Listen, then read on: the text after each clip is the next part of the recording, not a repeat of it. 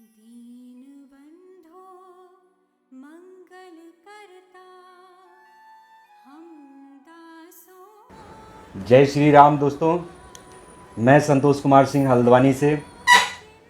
मैं अभी आपको एक बता रहा हूँ घटना 18 की है ये।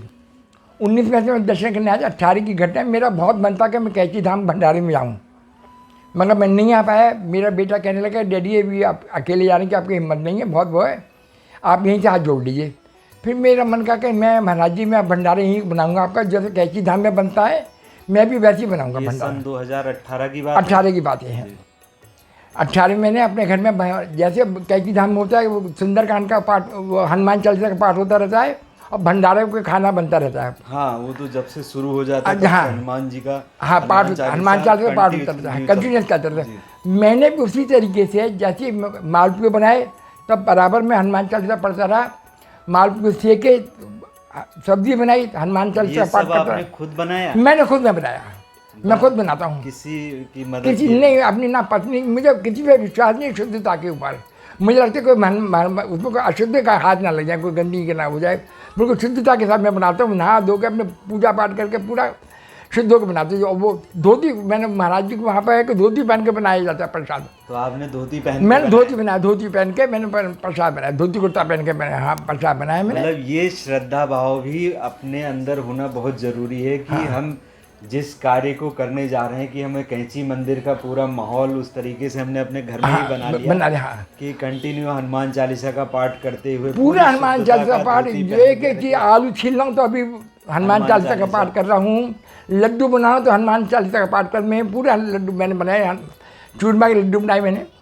और सब्जी आलू छीले, आलू बनाए, आलू की सब्जी बनाई, मालपुए सेके देसी घी में, कोई वो नहीं, महाराज जी का भोग देसी घी में बनता है, सब करा। खैर उसके बाद मैंने लगा दिया, मैं पूजा में रख दिया मैंने और हाथ जोड़े, महाराज जी मेरा प्रसाद पाइए आप। मैं आपको क्या बताऊँ, महाराज जी आए, उन्होंने मालपुआ तोड़ा, अच्छा, और मालपुआ खाया महाराज जी ने। जब मैंने आंखें खोली तो इतना बड़ा मालपुए में से इतना बड़ा गस्सा गायब था। बताइए। ये मैं कि महाराज जी मेरे भोग स्वीकार कर ली, महाराज जी ने मेरा भोग स्वीकार। नहीं, आपने इतने मतलब इतने श्रद्धा भाव से बनाया था। तो भक्त के जब श्रद्धा भाव पूर्ण होता है बस तो मैं तो महाराज जी में आना ही कोई पड़ता है। बस ये तो उस दिन तो महाराज जी ने बिल्कुल मेरे साक्षात बता दिया कि मैं तेरे देख तू रोए मती, मैं रो रहा था भाई। तो आपकी घटना सबरी और प्रभु श्री राम वाली हो गई। नहीं, बस कि आपने वो आपके अंदर सबरी वाला श्रद्धा भाव नहीं आ गया। नहीं नहीं, अरे वे ऐसे सिंह का बात नहीं कही, मैं तो संसारिक आदमी हूँ, पापी आदमी नहीं। ऐसे मेरे वो शिवरी कहाँ शिवरी और कहाँ राम प्रभु। मैं भाव की बात कर रहा हूँ कि वो भाव हमारे अंदर आना बहुत जरूरी है। हम पूजा पाठ बिना भाव के करेंगे तो शायद हमें उसका फल नहीं मिले। वो नहीं, मैं भाव पूजा पाठ तो भगवान की कृपा से, इतनी कृपा है, फूल ना चढ़ा पाए, लेकिन हमारे अंदर भाव है तो समझ लीजिए सब कुछ चढ़ गया। जब मैंने आँख खोली मेरी देख के मेरी आँखों में आंसू आए, बस मेरी हिलकियाँ बन गई कि हे महाराज जी आप कैसी धाम से यहाँ तक आए, आपने मेरे यहाँ भूख प्रसाद लगाया। जबकि उस दिन सारे दुनिया के सारे भक्त कैंची धाम की तरफ होते हैं। और महाराज जी मेरे घर आए, इतने लाखों लोग, मतलब आप ये समझिए कई लाख लोग उस दिन यहाँ थे। और महाराज जी, मतलब ऐसी मान्यता है कि उस दिन सारे उस भंडारे की व्यवस्था महाराज जी अपनी निगरानी में करते हैं। निगरानी में करते हैं। एक मैं तो बहुत भंडारे खाए मैंने, आने और जाने तक का इंतजाम महाराज जी करते हैं पूरा। भंडारे में प्रसाद और ये सब तो ठीक है, लेकिन आने से लेके जाने तक की व्यवस्था। अभी एक घटना मेरे को याद आती है, हमारे हल्द्वानी के ही पूर्व कमिश्नर इनकम टैक्स हैं, उनके भाई के जीवन से संबंधित वो घटना है कि जब वो दर्शन करके आ रहे होते हैं तो कैंची मेले का जिस दिन वहाँ पे भंडारा होता है तो बड़ी गाड़ियों को रोक बंद करी जाती है। और अगर सरकारी बसें चलती हैं तो उनको वहाँ पे रोकने के लिए मनाही होती है कि आप यहाँ रोक करके सवारी नहीं बैठाएंगे। तो बड़ी देर तक वो लोग खड़े रहे, तो उनकी पत्नी कहती हैं कि महाराज जी ने आपने तो बुला लिया, अब हम जाएंगे कैसे, इतनी देर हो गई हमको यहाँ खड़े खड़े। तो उनके भाई साहब अपनी पत्नी से कहते हैं कि तुमने अभी तक महाराज जी से कहा कहाँ। और उनका इतना कहना था उसी समय एक पुलिस वाला आ जाता है, वह कहता है कि आपको कहीं जाना है, नैनीताल जाओगे आप? उन्होंने पूछा कि आप नैनीताल जाओगे? उन्होंने कहा हाँ मैं नैनीताल जाना है। तुरंत एक बस वहाँ पे आती है, उसको रुकवाते हैं और उनको बैठा दिया जाता है उसमें। तो महाराज जी तो हर एक व्यवस्था कैंची मंदिर की कर संभाल। मैं तो हर भंडारे में आता था, कंटिन्यू कई साल आया भंडारे, 15 जून वाले भंडारे में मैं खूब आता था। उस बार मैं नहीं आ पा रहा था, तो मुझे बड़ा रोना आता है, महाराज जी इतने दिनों को मैं नहीं जा पाया, अब कैसे आऊँ, मैं क्या करूँ, स्वास्थ्य सही नहीं मिला, अपने हार्ट मेरे स्टैंड पड़े थे।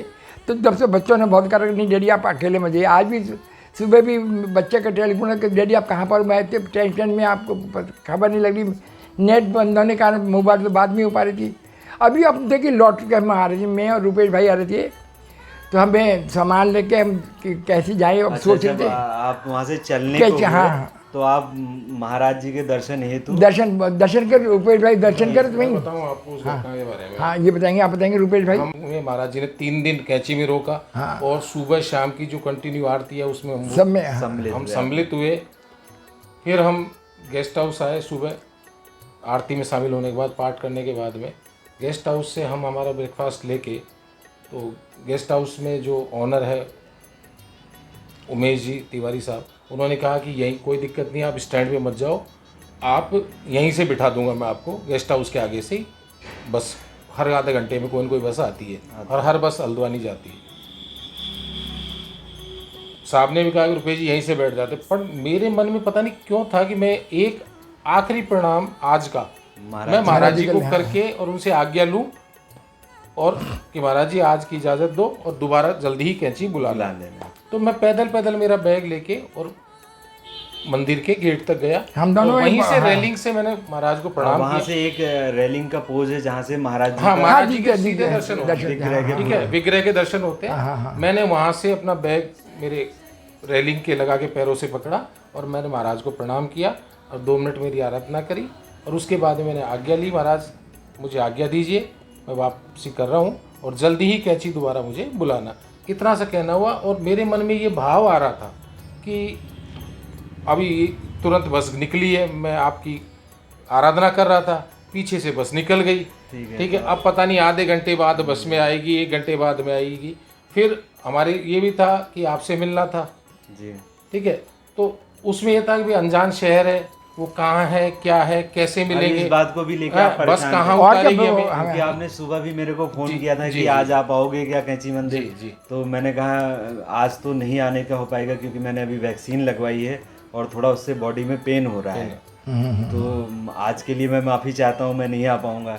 तो शायद इस बात को लेकर भी आप परेशान थे कि कैसे हल्द्वानी जाएंगे और मुझ तक कैसे पहुंचेंगे। तो बहुत मिलने की इच्छा थी, हमारी बहुत जब प्रबल इच्छा हो रही थी, आपसे मिलने की हमारी प्रबल इच्छा थी। तो मेरे बस यही भाव आ रहे थे कि महाराज अभी तुरंत आपके दर्शन कर रहे थे, पीछे से बस निकल गई, अब आधे घंटे बाद आएगी, 1 घंटे बाद आएगी, लेकिन फिर हल्द्वानी जाएंगे, हल्द्वानी से जाके आप तक कैसे पहुंचेंगे, इतना बड़ा शहर है, अनजान शहर है, हम कुछ जानते नहीं है। जैसे ही मैं ये चीज़ बाबा को प्रणाम करके, महाराज जी को प्रणाम करके और मैं वहाँ से घूमा हूँ, घूमते ही मुझे एक गाड़ी वाले ने, जो प्राइवेट नंबर थी, शायद मैं उसको पहचान भी नहीं पाता, वो सज्जन कैंची से करीबन 8 किलोमीटर आगे कोई गर्म पानी करके जगह है, बिल्कुल है, वहाँ पर गर्म पानी जो जगह, वहाँ पे स्कूल में वो टीचर थे जी। वो वापसी कर रहे थे अपने स्कूल से। अच्छा, जो रास्ते में उनसे वार्तालाप हुआ हमारा, अपने बारे में उन्होंने बताया। तो जैसे ही मैं वहाँ से महाराज जी के विग्रह के दर्शन करके वापस लौट रहा था, तो मुझे वहीं से उन्होंने इशारा किया दूर से ही। अच्छा, बैग हाथ में देख के हो सकता है कि भाई कोई जाने वाला होगा, तो मैं आया, मैंने ध्यान नहीं दिया उनकी बात पे, पता नहीं किसको इशारा कर रहे, क्या कर रहे हैं, फिर कि भाई साहब अनजान जगह पे किसको, और फिर प्राइवेट नंबर गाड़ी थी तो टैक्सी होती, तो फिर भी मैं सोच लेता कि भाई टैक्सी सवारी के हिसाब से। तो जैसे ही मैं आया तो आते ही उन्होंने कहा कि हल्द्वानी जाना है, मैंने कहा हाँ हल्द्वानी, तो बैठो गाड़ी में बैठो। मैं साहब अरे नहीं आप बैठो, गाड़ी में बैठो। हम दोनों माथुर साहब और मैं गाड़ी में बैठ गए, जबकि देखिए आपके लिए वो भी अनजान, वो भी अनजान और उनके लिए आप भी अनजान, बिल्कुल कोई। हाँ, तो मिलाने वाले ये तो महाराज जी की लीला है कि आप लीला है। परेशान बस थे। मैंने मेरा सेंटेंस महाराज जी के आगे खत्म किया है और मैंने गाड़ी बस आ गई है। घूमा हूँ, घूमते ही उन्होंने इशारा कर रहे थे अपनी तरफ, आ गाड़ी आ जाओ। गई है। मतलब मैंने उनको देखा नहीं, उन्होंने मुझे देखा। इतना त्वरित एक्शन हमारे महाराज जी कर सकते हैं। और कोई नहीं कर सकता। महाराज जी के कृपा है। पास है, महाराज मैं जैसे ही घूमा, मैंने रोड भी क्रॉस नहीं करी थी, दूर से करीबन वो मुझसे 8 से 9 मीटर 10 मीटर दूर होंगे। मैं जहाँ से महाराज जी के दर्शन करा तो उसे 10 मीटर दूर होंगे, वहीं से इशारा किया। तो मैं इशारा समझ नहीं पाया उनका। फिर मैं रोड, मेरे जो रूटीन में जैसे रोड क्रॉस करते हैं वैसे रोड क्रॉस करी। रोड क्रॉस करके मैं बस स्टैंड की साइड वाली पे आया, जिस तरफ वो खड़े मैं थे। तो गाड़ी उन्होंने जैसे ही नजदीक आया बैग लेके, तो उन्होंने मुझसे कहा, हल्द्वानी हल्द्वानी चलना है? मैंने कहा हाँ हल्द्वानी जाना। मैं हिचकिचाया थोड़ा सा। बीच में 2 स्टेशन और हैं, भवाली और भीमताल। भीमताल। उन्होंने ये भी नहीं पूछा कि भवाली जाना भवाली है, जाना है, नहीं, नैनीताल जाना है, या नैनीताल नैनीताल जाना है, सीधे हल्द्वानी हल्द्वानी जाना है। मैंने कहा हाँ साहब। बोल बैठो। बैठो गाड़ी में बैठो।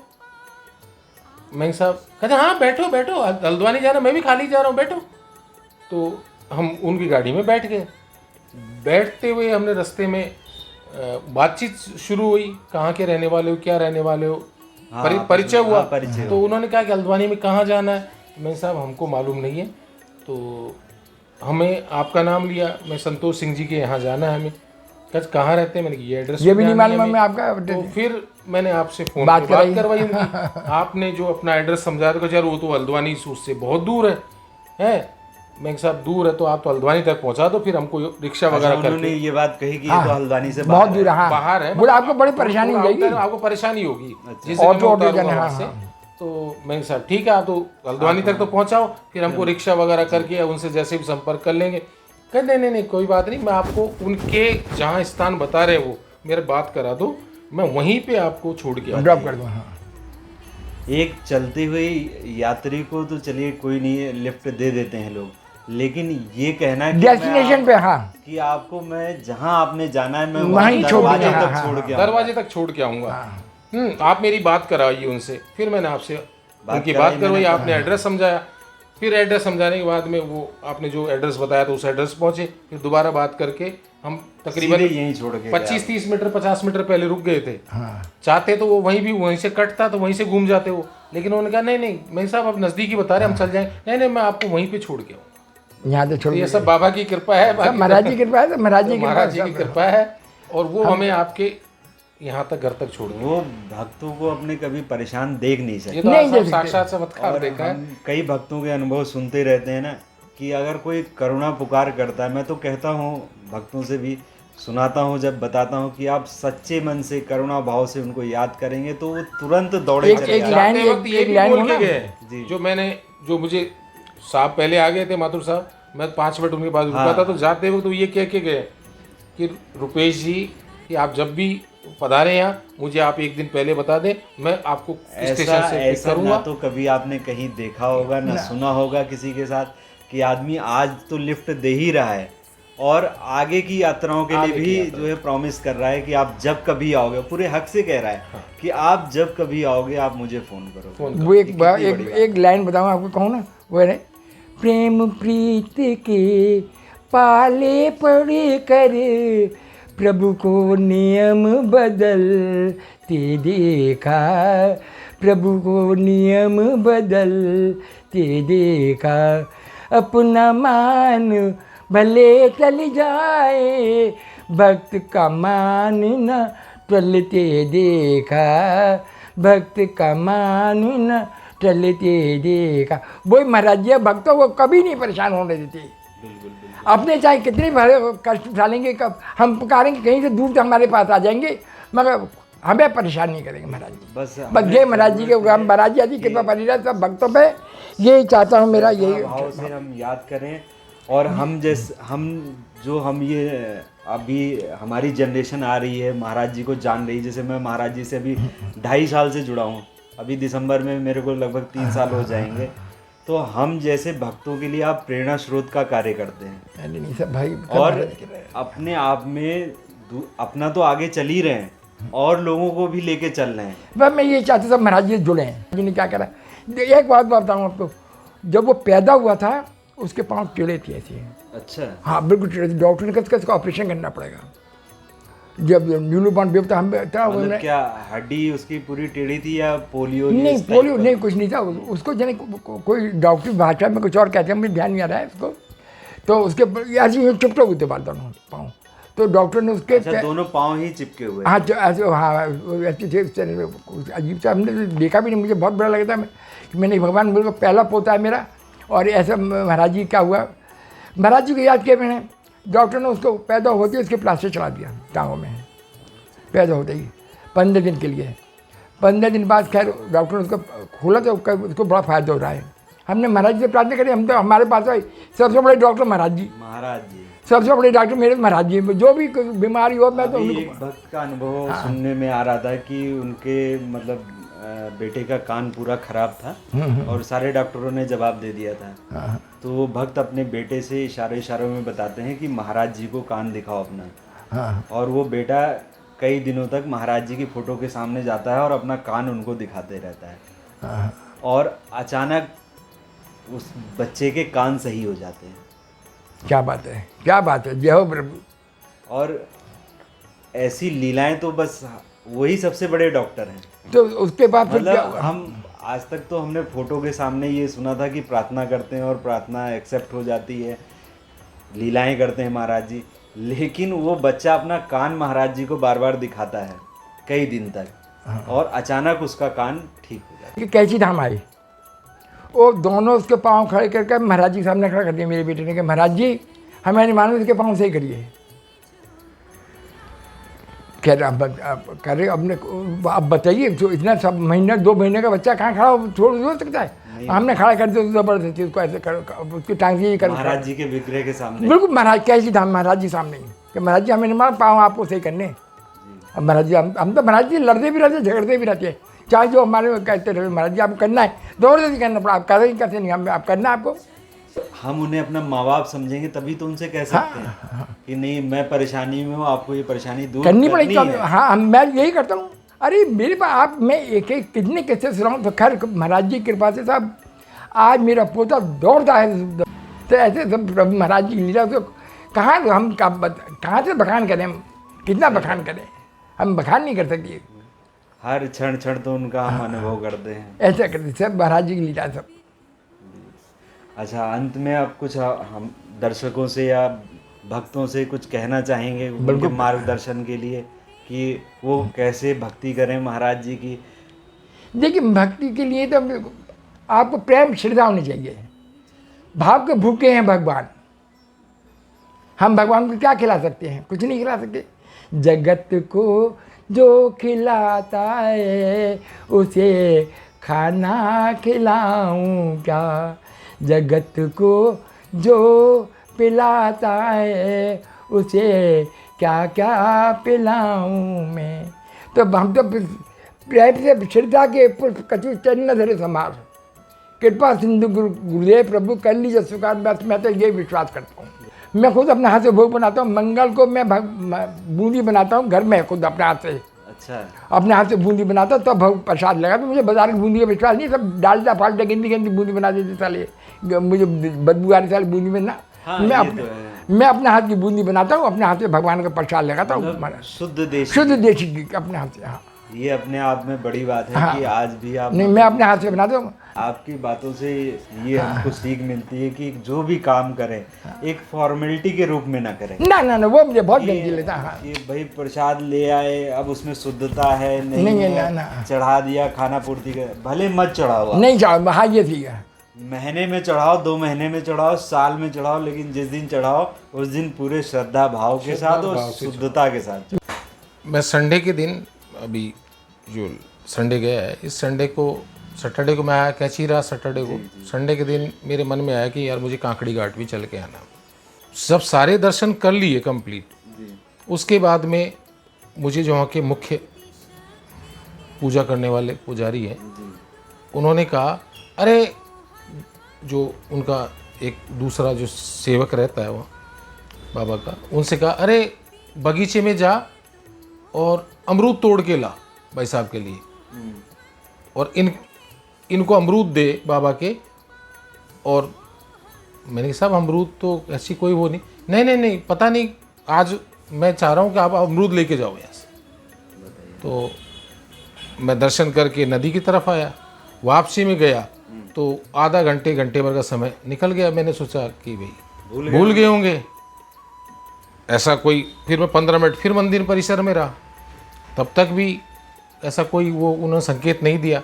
जब निकल रहा था, अरे भाई साहब कहाँ जा रहे हो, आपके अमरूद तैयार रखें, लो अमरूद लेके जाओ, ये बाबा का प्रसाद है, ये बाबा महाराज की तरफ से आपको प्रसाद। मेरे अलावा और भी कई भक्त थे, पता नहीं उसमें से मेरे को ही क्यों कहा ये बात। अभी वही जिन पुजारी की आप बात कर रहे हैं, इंदौर से कुछ भक्त आए थे जी, अब सुंदरकांड का पाठ करना चाह रहे थे वो लोग। वही पुजारी जी अभी जिनकी आप बात कर रहे हैं, वो उनसे कहते हैं कि हनुमान जी महाराज ने हमको ये अभ्यास कराया था कि अभी 5-6 लोग आ रहे हैं और वो यहाँ सुंदरकांड का पाठ करेंगे। ओहो। और उनकी पूरी व्यवस्था कर दो यहाँ पे। तो जाते ही उन्होंने नहीं बताया उनसे कि हम 5-6 लोग आए हैं और हम यहाँ सुंदरकांड का पाठ करेंगे। उन्होंने स्वयं से आगे से कहा कि आप लोग सुंदरकांड का पाठ करना चाहते हैं। तो अभी जैसे हमने वृंदावन धाम के पुजारी जी के माध्यम से महाराज जी की वाणी सुनी, आपकी घटना में भी और उनकी दूसरे भाई साहब जो माला नहीं लेके गए थे उनकी घटना में, और आपकी घटना में भी वही बात है जो अभी करीब 8-9 महीने पहले वो आए थे इंदौर से, जो भक्त आए थे, कि उनके जाते ही वो पुजारी जी स्वयं से आगे से बोलते हैं कि आप लोग सुंदरकांड का पाठ करना चाहते हैं, ये लीजिए मैंने सारी व्यवस्था कर दी है। वो आश्चर्यचकित रह जाते हैं कि आपको कैसे पता है कि हम जो है सुंदरकांड। बोले ये सब हनुमान जी महाराज ने मेरे को पहले से बता दिया है कि हमारे भगत आ रहे हैं और सुंदरकांड का पाठ करेंगे और इनकी व्यवस्था करेंगे। तो महाराज जी किसी रूप में भी किसी के मुखार बिंदु से अपने होने का संकेत देते हैं। आप समझें नहीं समझें, अगर ये सामान्य घटना होती तो केवल आपके साथ होती या उनके साथ होती। आज आप सुना रहे तो मुझे उनकी घटना भी याद आ गई। सही बात। आज आपने वृंदावन धाम की घटना बताई कि पुजारी जी ने कहा कि महाराज जी आपको अंदर बुला रहे हैं आरती करने के लिए। बिल्कुल ये चर्चा आपके साथ आप इसे संयोग मान सकते हो, लेकिन जो दूसरा भक्त उनसे भी पुजारी जी ने कहा कि महाराज जी कह रहे हैं माला लेके नहीं आया। तो ये कोई संयोग मात्र होने वाली घटनाएं नहीं है, ये अलौकिक घटनाएं हैं। अलौकिक घटनाएं सही बात। और बाद में हमें किसी ना किसी रूप में पता चल जाता है, महाराज जी की प्रेरणा से पता चलता है। जैसे मैंने अभी आपको बताया कि ये कोई संयोग मात्र नहीं है, वो वास्तव में महाराज जी ने आपको प्रसाद दिया है। का प्रसाद तो अनवरत चलता ही रहता है, लेकिन बगीचे से अमरूद मंगा के स्पेशली आपको देना वो महाराज जी की ही इच्छा थी, माध्यम पुजारी जी। माध्यम पुजारी। तो ये सब लीलाएं। मैं भी आपको अमरूद, आपको मैं बाबा का प्रसाद मैं आपको दूंगा। ये सब ये बाबा के आशीर्वाद है। बहुत बहुत धन्यवाद। देखिए महाराज जी किस रूप में कहाँ से कहाँ पहुँचा देते हैं अपनी कृपाएं, ये हम सभी भक्त समझ नहीं पाते हैं। सभी भक्तों को राम राम, जय महाराज जी की। और आप इस प्रसाद को मना स्थिति से ग्रहण करें। राम राम। जय श्री राम। जय श्री राम।